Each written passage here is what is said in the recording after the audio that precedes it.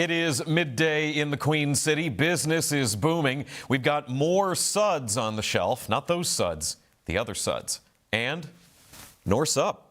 Let's do lunch.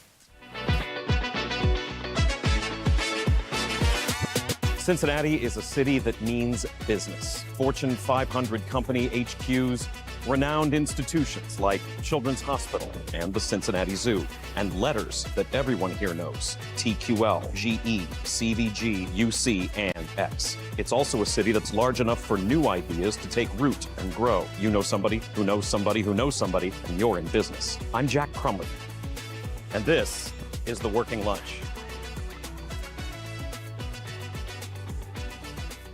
Hello, welcome to The Working Lunch. I'm Jack Crumley. This is our hour-long business show here on The Crown, where we bring you headlines about the activities of local companies and businesses. We bring you exclusive interviews with local leaders and CEOs, and we do our best to squeeze in a bite to eat, maybe something to drink before you go back and face the afternoon. Thanks for watching. Glad to have you today. Cincinnati business headlines presented by First State Bank, built on belief and committed to doing right by our communities. First State Bank offers checking, savings, and mortgage services all from your phone. They believe in this community and they believe in you. Visit FSB4me.com. That's First State Bank, member FDIC, an equal housing lender. In the business of feeling good, a federal judge has issued a new temporary restraining order that allows 10 more Ohio breweries, including 50 West and Rheingeist, to resume selling their THC-infused drinks. This is all from the battle over intoxicating hemp and how Ohio lawmakers gave those drinks, which represent a big part of new business for breweries, a special exemption to keep selling that Governor DeWine vetoed. 50 West's Bobby Slattery, friend of the show, told us about all the politicking he's been doing for months now, trying to get that veto overturned. That work is still ongoing, but this new break by the judge at least gives these brewers a bit of a reprieve to move some more product in the meantime. Those drinks represent millions of dollars in revenue and hundreds, possibly thousands of jobs. When the ban took effect, 50 West and other local companies moved their inventory into Kentucky, where regulations on THC drinks are less strict. Now, that's at the state level. There is a congressional part to all of this. Washington was going to ban intoxicating hemp at the federal level this coming November, but the U.S. Senate just over the weekend voted to postpone that ban for an extra month, trying to give lawmakers some more time to consider regulation instead of prohibition. That still has to be approved by the House. We just had the grand conclave of the Omega Psi Phi fraternity and the Cincinnati Music Festival, two major tourist events in the city this summer. And now Visit Cincy says that the Hamilton County visitor economy generates nearly $7.5 billion in economic impact. Generated $7.5 billion. That info coming from Tourism Economics, which calls itself the global standard in tourism intelligence. That's a good title. People visiting here spent $4.5 billion directly at businesses in Hamilton County. That's up 2.7% from just the previous year. A statement from Visit Cincy says that spending supported more than 48,000 jobs and generated more than $1 billion in tax revenue all across the board. We get to that $7.5 billion figure with an additional $2.8 billion in economic activity through local supply chains, and those workers then spending money themselves.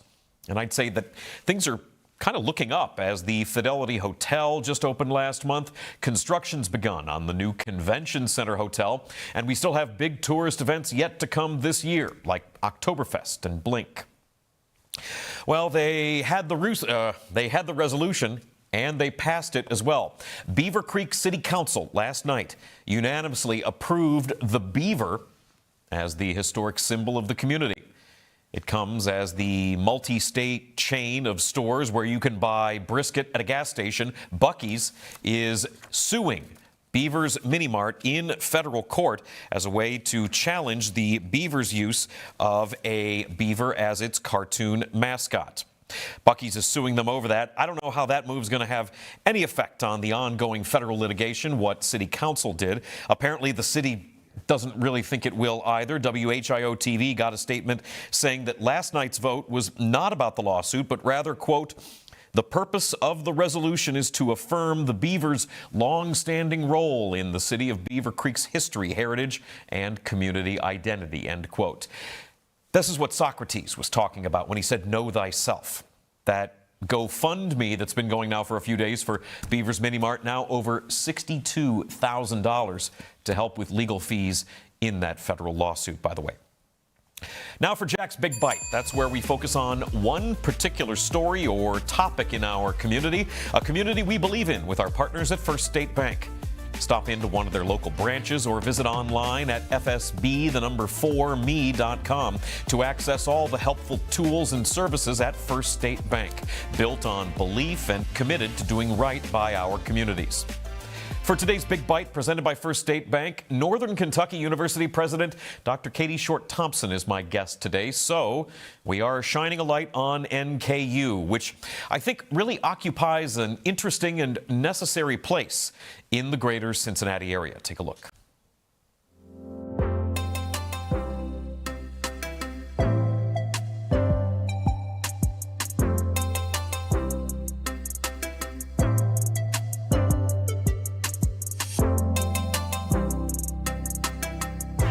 College. It moved to Highland Heights in 1972, and 4 years later it was known as Northern Kentucky University. Sitting on over 400 acres right at the intersection of Interstates 471 and 275. 10 residence halls with about 2,000 beds, but most students at NKU commute to campus, so there are more than 6,000 parking spots on a campus of 142 buildings. That is Loch Norse right there, if I'm not mistaken, which I love that name. NKU has also been expanding. An $86 million expansion of the Herman Science Center is going to open in a few months to boost NKU's teaching and research capability, pulling university science programs into one modern facility and boosting opportunities for outreach toward K through 12 STEM students. And that's not the only multi-million-dollar project NKU is expanding with.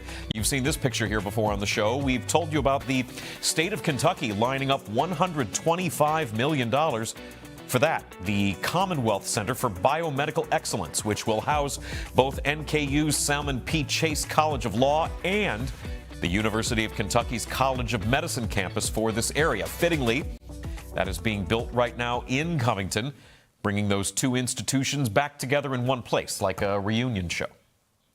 Academically speaking, Northern Kentucky University has a student-faculty ratio of 17 to 1. It's pretty good, with an average high school GPA of roughly 3.4. The freshman retention rate is 75%, and the top majors at NKU are, anybody? Business administration, registered nursing, psychology, elementary education, and biology.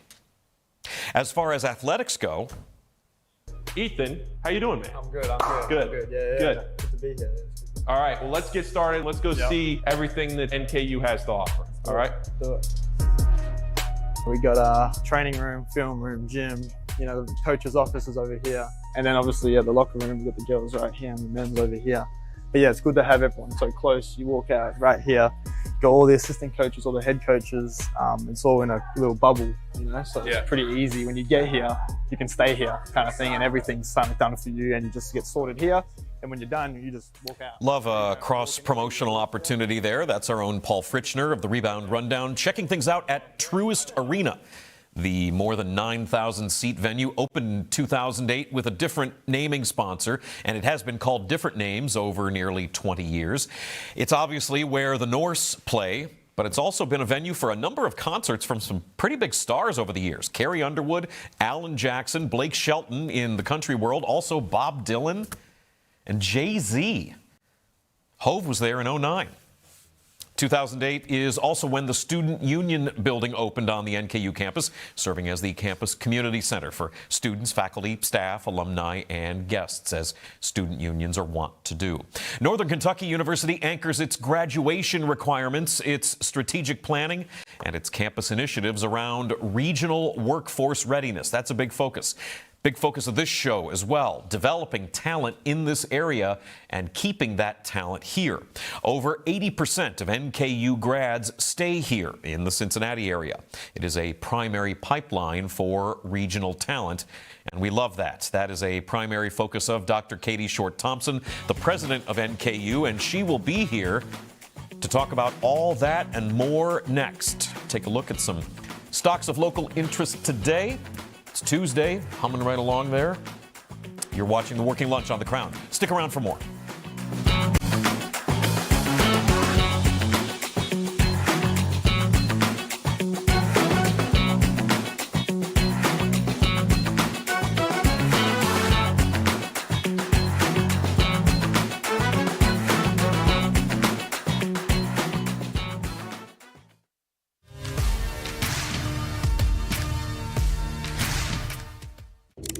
This Cincinnati has felt like home since day one. James Erpine, Jacob Tissett, Council Paul Kelly. Fritz, Jack Crumley. The wait is over. Nat Drive, that's The Working Lunch. Built for this city. What is The Crown? It's simple, really. Authentic Cincinnati entertainment. Not hot takes from a studio 3 states away. Not national noise pretending to know this city.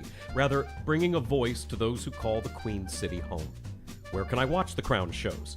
Join us live from 7 to 11 a.m. for First Word and 12 to 1 for The Working Lunch on RESN. No live TV? No problem. Stream and interact with all of our content on major podcast, broadcast, and streaming platforms. The Crown is Cincinnati. Loud, passionate, competitive, proud. From early morning sports debates to the business leaders shaping the riverfront, to the fans, stories, moments, and culture that make this place move. Live shows, podcasts, documentaries, digital content built from Cincinnati, for Cincinnati. This is The Crown.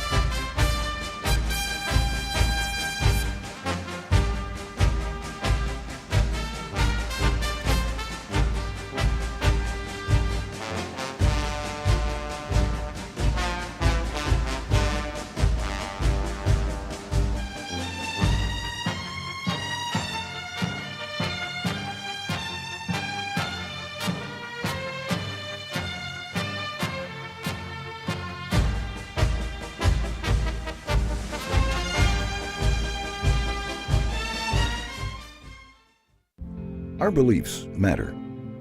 They're reflected in our words and actions. At First State Bank, we believe in treating people well, and have since 1884. Listening, caring, looking out for each other. It's what people deserve. It's what a real local bank does. While lots of things have changed over the years, our belief in you hasn't. First State Bank, built on belief.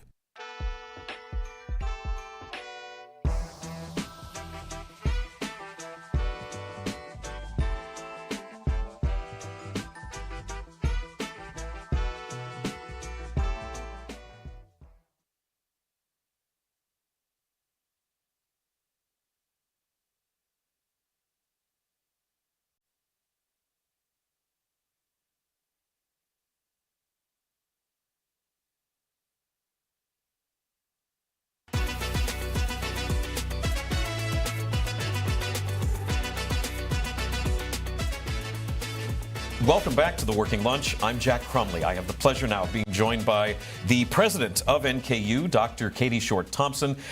Really happy to have you here. Very excited to talk to you about all the things that NKU does. I want to start off, though, with a sort of a long view from your point of view. You've been in the driver's seat at NKU for a few years now. What is your sort of 30,000-foot take on the state of higher education in this region? How are we looking? I think we're looking good, Jack, and thanks for having me. Just first of all, there's a high demand for what we do, and so having workforce-aligned education that's affordable, that's relational, and that really works hard to connect students to opportunities upon graduation, it's exactly what people are looking for. And so I do think that there's great demand for what NKU offers, and frankly, in Greater Cincinnati, we have such different offerings, and that's actually ideal for the residents of our region to have choices. Yeah, being a university that is trying to train, future workforces in a city where there's so many big companies that are headquartered here, and in addition to the expansion of manufacturing that we've seen over the last couple of years, it's a buffet in terms of job variety that people could be going to school for. Absolutely. If you were to give me any number of places to live and to lead, this is a prime place to do it. To have so many different people coming out of high schools and wanting to transfer into the university to then pursue a bachelor's or a master's or a doctoral degree. There's just a lot of great, smart people right here in our midst who want to be on campus learning with us. Well, and having read about, some of the things that have happened under your time leading the university, some of the changes to make things easier for people and to make the school itself more attractive, which obviously is an important part of the job, doing the three-state tuition plan. That's a really big deal right there. Thank you. Well, for me, it's all about access. I have a real passion for opening up the doors of access to the university, making sure that people can see themselves here. And frankly, I think that universities can be complicated, cumbersome places to access and to understand how to get in contact with folks and how to apply and how to navigate those first steps of showing interest.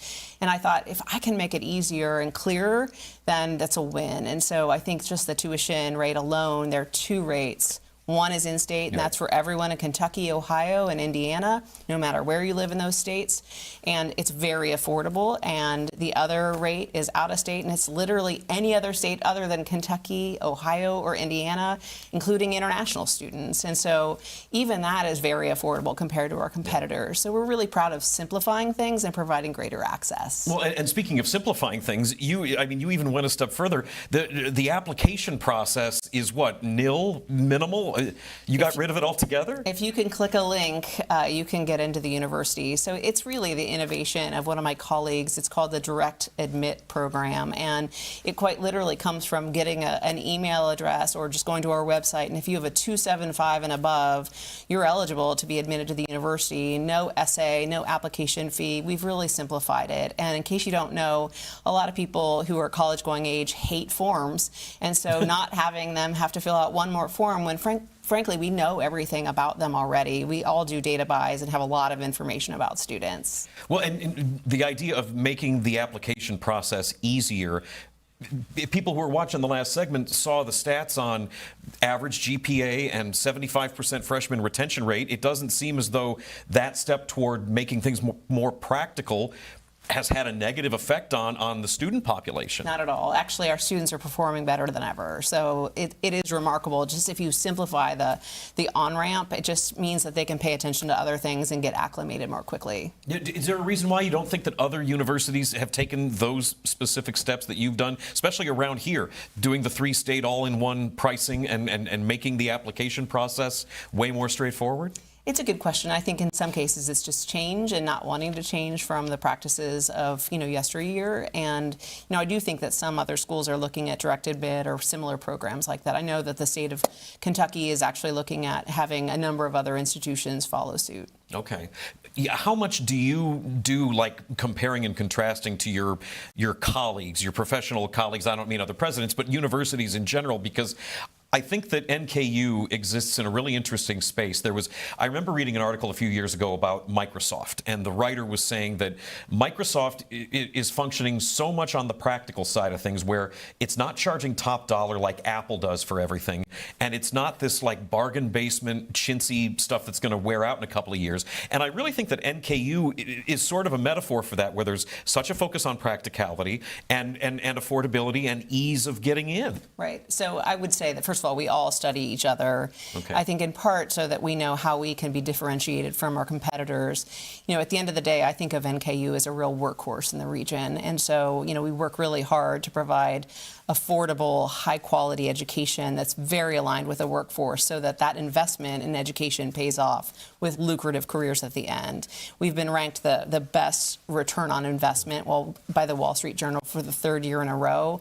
That should tell you a lot about where we compare and how we compare to other higher ed institutions in terms of affordability and what you get out of it. When you leave here, you find yourself in a high-paying job that's in demand. Yeah, because being able to sell that ROI to prospective students, to prospective parents that might be writing a lot of checks at a time that's, you know, it's really turbulent. If it's a first-time college student, the parents, again, making the application process easier, that's one less headache for these parents that are dealing with stuff for the first time.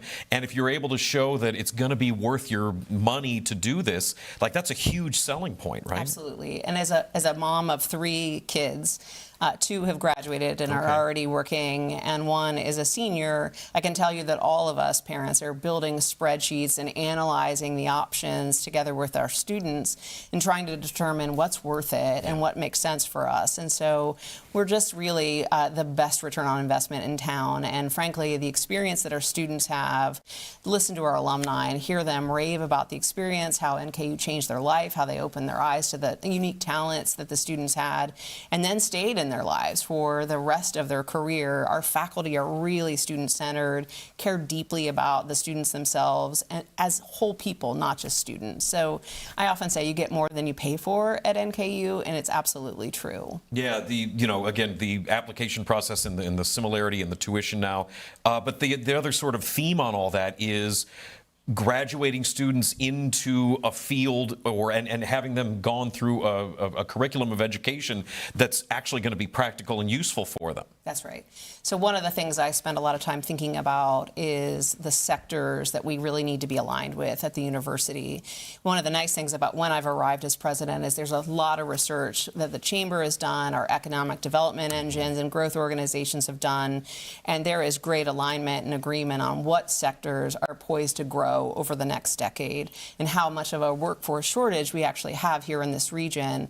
That's not actually a good thing to have a shortage. So in my mind, I have to work really hard to make sure that my colleges and their departments and programs are very clearly aligned with what's needed of us. And so I often say that we don't have a person to waste. We have to make sure that each graduate is studying the different concepts and skills so that when they leave, that they're well equipped to succeed. And that might mean that they have experiential learning, internships, co-ops, other experiences while they're students to make sure that they're really well equipped to succeed once they graduate. Yeah, that's got to be a little bit of a challenge of running a university, right? Because you've got, young people in their late teens and early 20s who really are still trying to figure themselves out, to figure their lives out. That's part of the college experience, but then also wanting to, again, have that ROI to be able to show parents that this is going to be worth your time. There is going to be a worthwhile end point to land on. That's a strange balance, right? Absolutely. So one of the things that I've been really invested in is building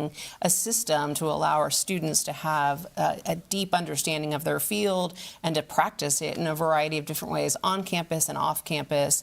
We've innovated something called the Norse Network Hub, and the goal of that is to create a really simple front door for employers to access NKU talent in the different colleges. So we have an easy front door now where employers can reach out and say what they're looking for. Oh, wow. And then it's both high tech. We have a repository or a database that shares the information that they're looking for, the folks that they've hired, how many interns or co-ops or people they've placed.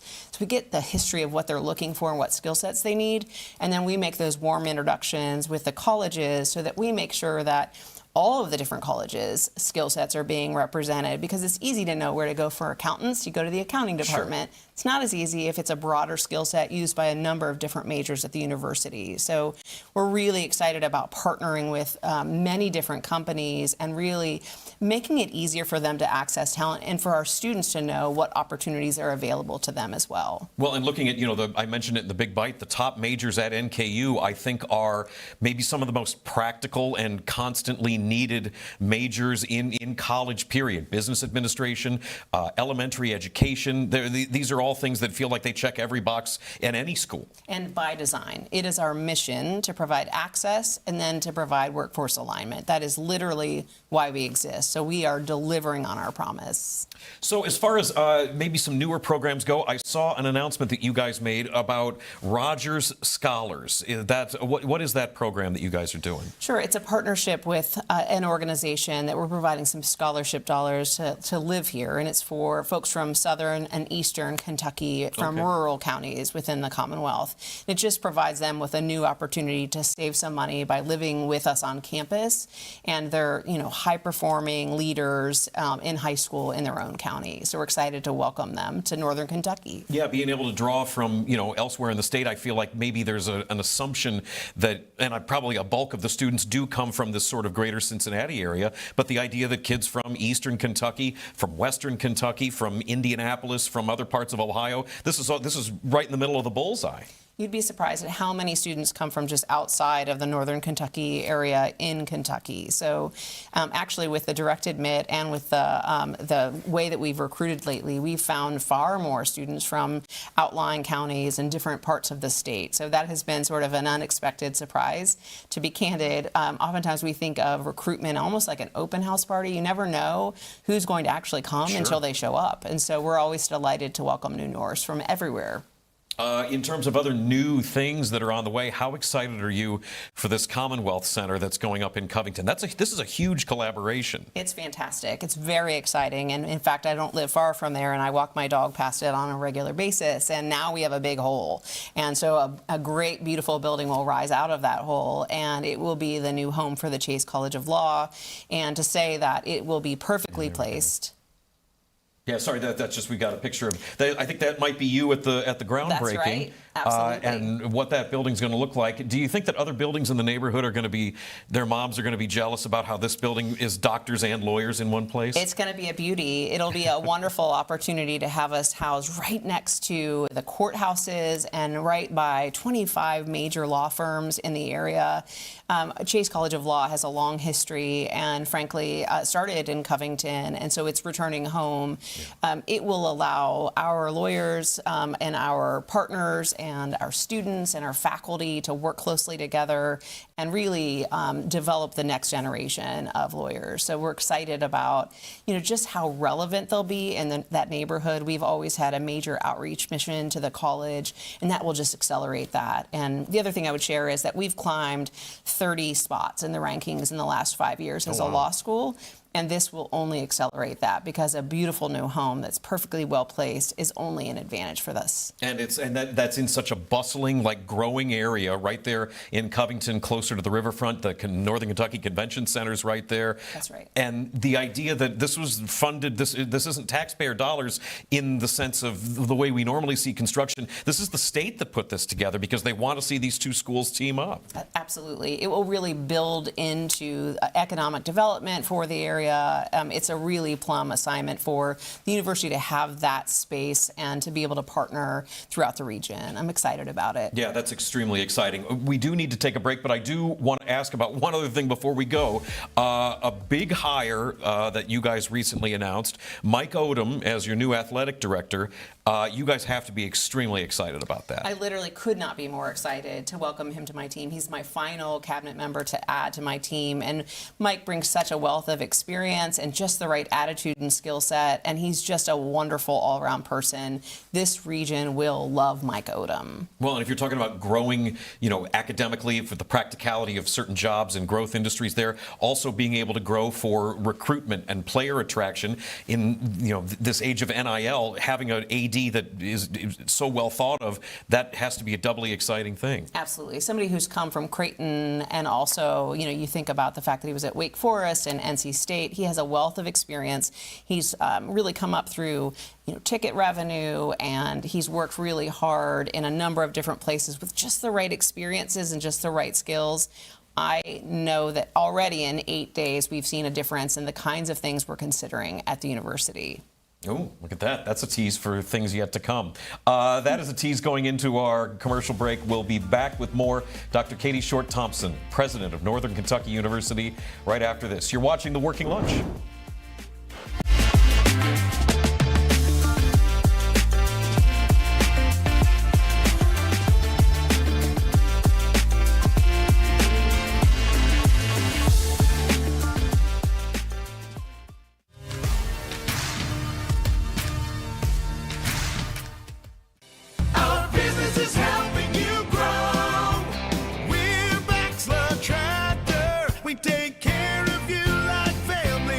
We've been growing since 1946. As your Kubota dealer, our focus is to help you grow today and into the future. Stop by one of our locations today, visit with our folks, and see our entire lineup of Kubota products. Our business is helping you grow.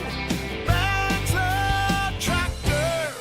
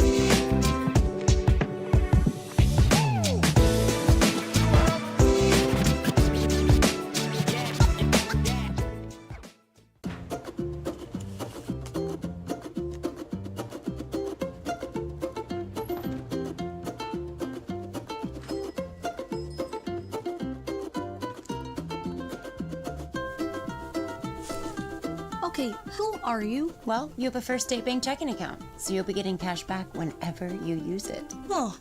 Open a checking account at First State Bank for cash back. First State Bank, built on belief. How did you get in here? Every morning, Cincinnati wakes up and gets to work.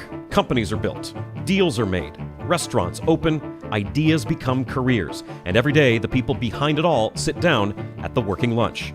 Founders, CEOs, entrepreneurs, community leaders, the people building Cincinnati. The Working Lunch with Jack Crumley, weekdays, noon to 1, only on The Crown.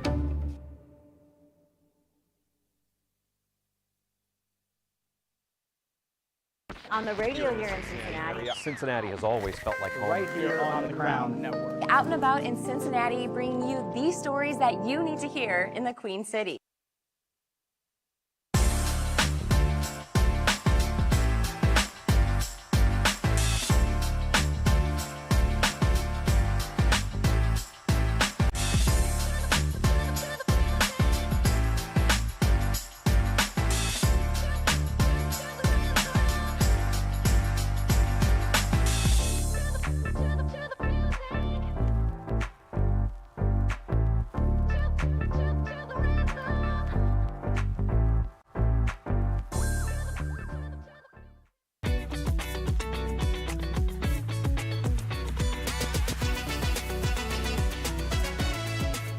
Welcome back to the Working Lunch. I'm Jack Crumley, joined by the president of Northern Kentucky University, Dr. Katie Short-Thompson.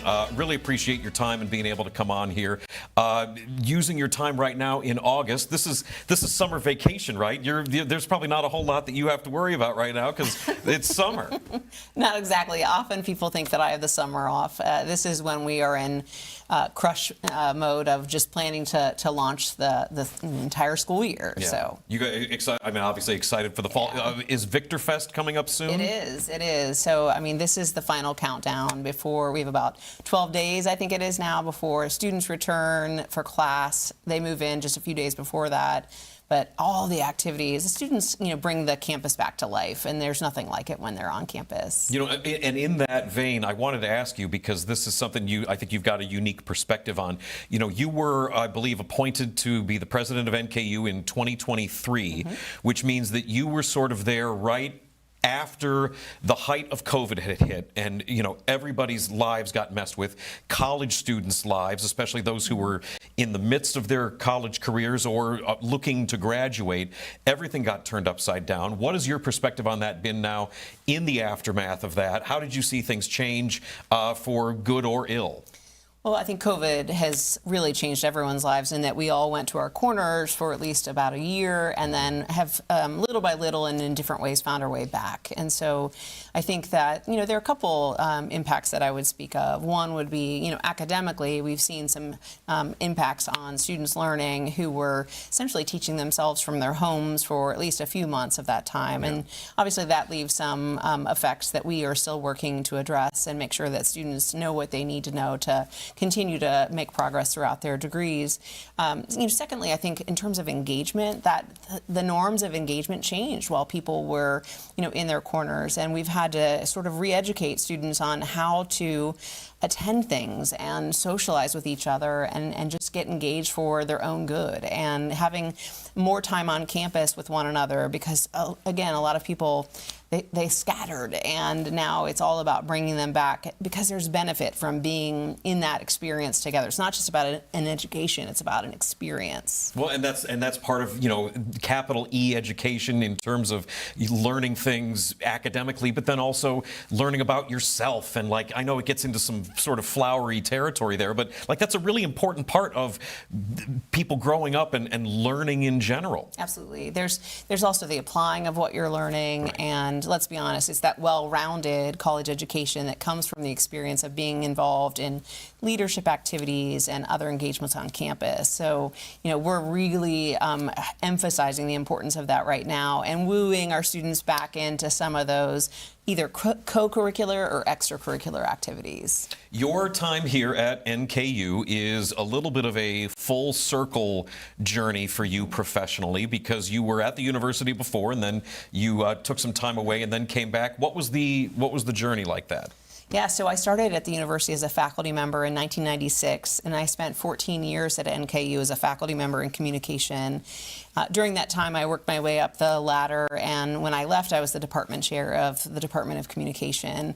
And typically, within universities, if you want to keep climbing the rungs, at some point, it's not uncommon to leave to find other opportunities. Sure. So I'm actually a UC graduate, and after I graduated from UC, I started my career at NKU, and then after NKU faculty time, I became a dean at the University of Cincinnati. So I returned to my alma mater for 7 years, and I was the dean of UC Blue Ash College. And I loved that experience and learned a lot about things in addition to the academic. After that, I went to a place called Hope College in Holland, Michigan, and I served as provost, or the chief academic officer. Yeah, what was the attraction for that? That's a big jump. Yeah, it was a big jump, and it was a real change because I had been only in public universities, and then this was a private college.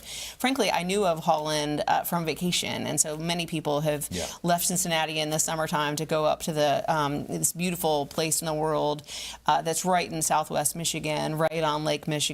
Gorgeous, gorgeous place. If you like dunes and woods and lake, and so I just spent 4 years in that gorgeous place. I will say that gorgeous place also has feet of snow every winter, and for 6 months on end we would have literally snow up to our kneecaps. And so there's something to be said about summer in Michigan, not so much winter for this Cincinnati native. And so about 4 years in, I actually became a bit homesick and was really eager to return back to the Queen City. I'm again a native Cincinnatian, and there was an opportunity at Breakthrough Cincinnati, a nonprofit that focused on high need, high potential students who were in middle and high school, getting them ready for college and career success. So that all fell well within my passion, and I thought, you know what, I'm going to try something different, and I'm going to return home and lead this organization.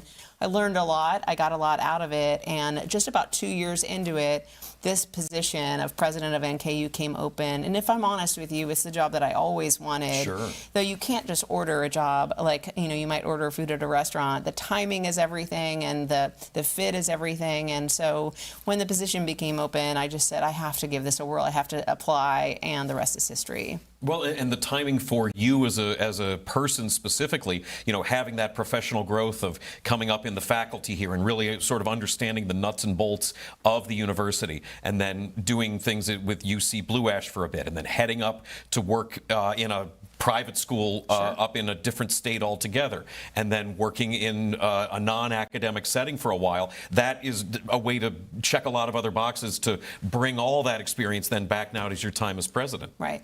There's no question that having this full circle moment, it's sweet in a lot of different ways for me. First of all, I've learned a lot throughout every single year of my career, but there's something special about returning to the place where I started, the place that built my own career, the place that I learned everything I know about working with students and leading and being a part of a faculty. And so for me, there's just some extra meaning to doing the work there because the culture is familiar to me, it's home to me. And frankly, some of the extra benefits are that, I do a lot of work in the community, and so many of the leaders I work with, the people I see in the community are my own alumni. And by that, I mean students I taught who are now, 15, 20 years into their careers, and they are just the most remarkably talented people. And I'm genuinely happy to see them. And so for me, that's sort of the unexpected beauty of the role I hold and where I hold it, because I could have been president any number of places, but returning to the place that built my career and that I love and that I believe in and that I genuinely value what we do, it's pretty great. Well, and learning the things that you learned by being someplace else for a while. What is something from Hope College that you brought back now that maybe isn't a direct thing that you incorporate into your time here at NKU, but is influencing the way you lead that you wouldn't have had you not gone up there otherwise? It's a great question. There were many different qualities that are similar across all of the institutions where I've worked. What I will say is that I have much more appreciation for a public institution and its value. So, I will say that, when you look at what our tuition rate is, it's about $11,000 before you even have scholarships, on that account. So in other words, you pay less than $11,000 at NKU. You compare that to Hope College, where the tuition is like $46,000 before you even start adding in room and board. Just that value difference is huge. And what's interesting is NKU has often touted itself as a private school education at a public school cost. So I actually saw that play out, where you still have small class sizes with faculty who care in both of those places, but you just get a lot more for your money at NKU. You can literally pay for 4 years of tuition at NKU compared to 1 year at that private school. And that's an enormous savings. I don't know about you, but I didn't have any student loan debt when I graduated from college, and I'm really grateful for that. It is still possible to be in that same situation at NKU now. That is not true elsewhere. And that's a really rare thing to be able to say. I was fortunate that my dad bought a lot of savings bonds when he was in the Navy. Being able to say that is not a common thing to be able to say. Do you wish, because the idea that most students commute, is that an area maybe where you see an opportunity for growth, having more on-campus students? Yeah, I think there's room for us to grow our residential student population. The truth is, residential students student population outperforms those who commute in that they're more engaged. And the more engaged you are, the less likely you are to drop out, the more likely you are to benefit in all the different ways, because there's so many extra things you can be involved in on campus. You know, I will say, though, that NKU does fill that certain need for folks who might be older and have no interest in living on campus. And so we do always respond to those we serve, and that's our students. And some make sense to live on campus, others don't. And so we're there to meet all of their needs. Asking about what you learned at, like, going to Hope College and bringing that back, what about for you as the mother of college students, both graduated and in the midst? How has that informed your leadership of NKU? It's a great question, and I have to say that, you know, my children are constantly asked a zillion questions by their president mother. I'm always asking them at the dinner table. That's called market research. Absolutely. It's a sample of 3, but I'm going with it. And so I will say that they're good sports about it, but they're often telling me, just through their own experiences, about what isn't clear or what they didn't understand or what they didn't know how to do. And they are the children of a well-educated mom and dad. So I always think of them and what's not clear to them, how much less clear it must be to our first generation college students, of which we have 42% of our student population. So in other words, I always am thinking, how can I make the pathway clearer? How can we communicate better to our incoming students about what to do and what to expect?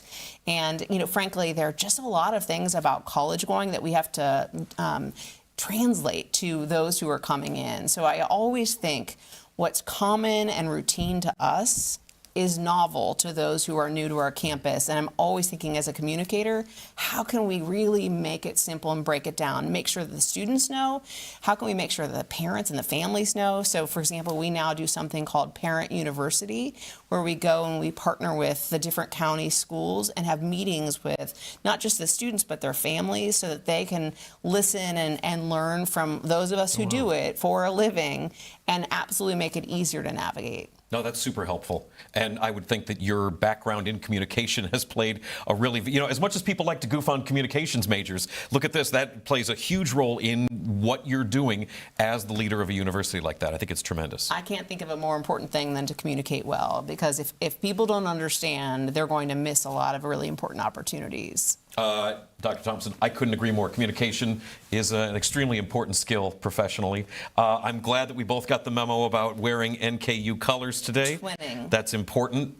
We have a theme thing going on in the show, and that's important too. Dr. Katie Short-Thompson is the president of Northern Kentucky University. Really appreciate your time coming on and talking about everything that NKU has to offer. Best of luck in the fall semester. Thank you. Good to be with you, Jack. Glad to have you here. We got to take a break. We got more Working Lunch when we come back. Stick around.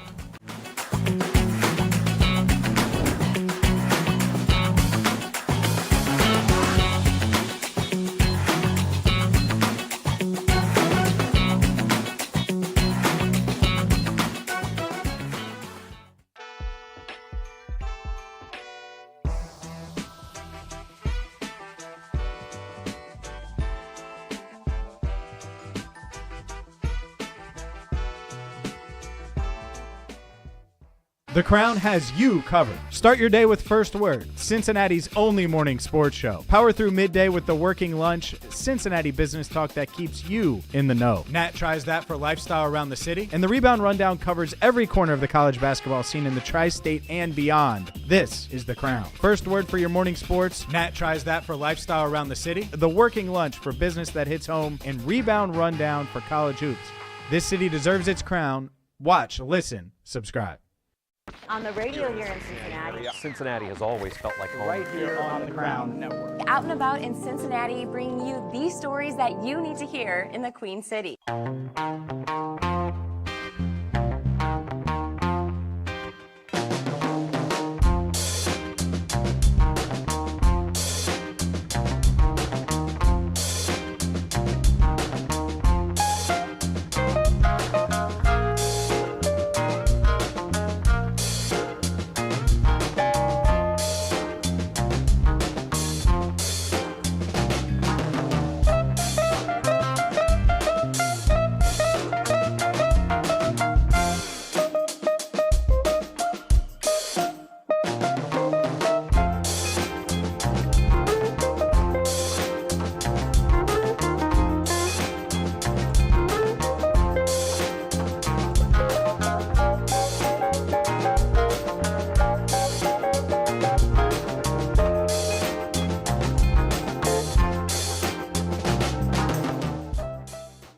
Cincinnati sports fans are the best. Loyal, passionate, second to none. This city lives and breathes sports, and now it finally has a morning show to match. I'm James Rapine, and this is First Word, the only morning sports show in Cincinnati and the place where every day starts. We break down the biggest moments and set the agenda for the city. Marissa Contepelli and Jacob Tissett join me to bring the insight and energy you need to start your day. The conversation starts with First Word. First Word, weekdays 7 to 11, part of the Crown Network. Our beliefs matter. They're reflected in our words and actions. At First State Bank, we believe in treating people well, and have since 1884. Listening, caring, looking out for each other. It's what people deserve. It's what a real local bank does. While lots of things have changed over the years, our belief in you hasn't. First State Bank, built on belief.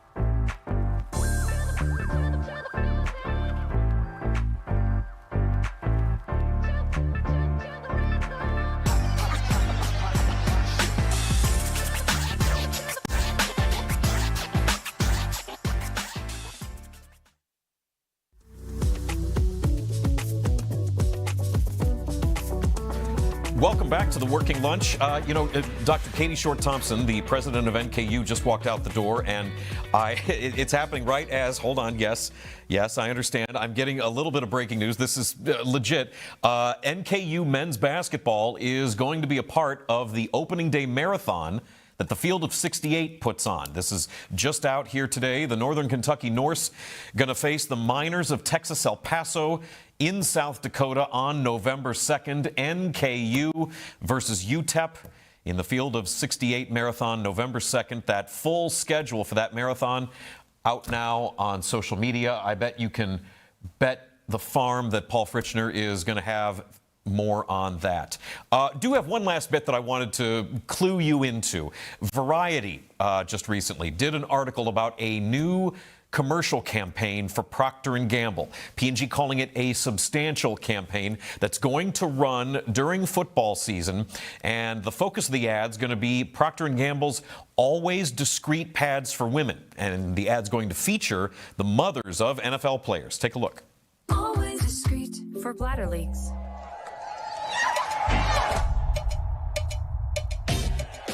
Bladder leak? Yeah, I jumped up and totally peed a little. I've been there, so I trust Always Discreet. Now I never miss a moment of any of my son's games. The Rapid Dry Core turns liquid to gel for up to 0 leaks and odor. And it's 40% thinner than Poise. Hey, I use Always Discreet too. We're on the same team there. Protect the moment. Always Discreet. So you saw the names there. Alicia Jarrett, mother of Brady Jarrett of the Bears. Angela Burns, the mother of Brian Burns from the Giants. And Katie DeJean, mother of Cooper DeJean from the Eagles. Commercials for these pads are going to run during NFL games. And I want to be really clear right now. I am not making fun of this. Women have it hard enough. Joking about this, I think, is hacky. I'm telling you about it because you're my audience and I care about you and you're smart. And I'm doing it almost as a public service so that when you're watching football games this fall and you have that idiot friend who starts to make some hacky joke about this during the game, or they can't understand why they're seeing ads for pads that help people with bladder leaks instead of, beer during football, you will know and you can inform them. You get to be the smarter person in the room. Procter & Gamble Vice President of Adult Incontinence for North America, Melissa Suk, says that football is the #1 most watched sport among their target consumers. She says this campaign is the largest they have done since the launch of this business. It is serious money that Procter & Gamble is spending. You'll see it in your eyes during football games this year. The NFL has been working for years to do more to appeal to women. Women make up 41% of the NFL's fan base. And, because we do love a good cross-promotion here on the Working Lunch, the Nat Jones Show just last week talked to Dr. Susan Oakley about a number of women's health issues. You can check all that out, cincycrown.com. In terms of other cross-promotional activities we can do on here, you saw the promo that just before we came back on the show. Nat Tries That is at Foreverland Farm this week. It is some of the sweetest footage you'll ever see. It's really great stuff. New Rebound Rundown should be hitting later on tonight. Paul Fritchner probably furiously dealing with this NKU news that's coming out. And as if that weren't enough for him, Miami U men's basketball coach Travis Steele going to be on First Word. That's this coming Thursday. That show starts at 7 a.m. We're glad to have you here. Appreciate you watching. I appreciate Dr. Katie Short-Thompson, the president of Northern Kentucky University, coming on the show to talk about what NKU has to offer. It's a lot. Some really interesting stuff there. She was a great guest. Thank you to her for her time. Thank you to you for watching. We're back with more tomorrow right here at noon on The Working Lunch. I'll see you then.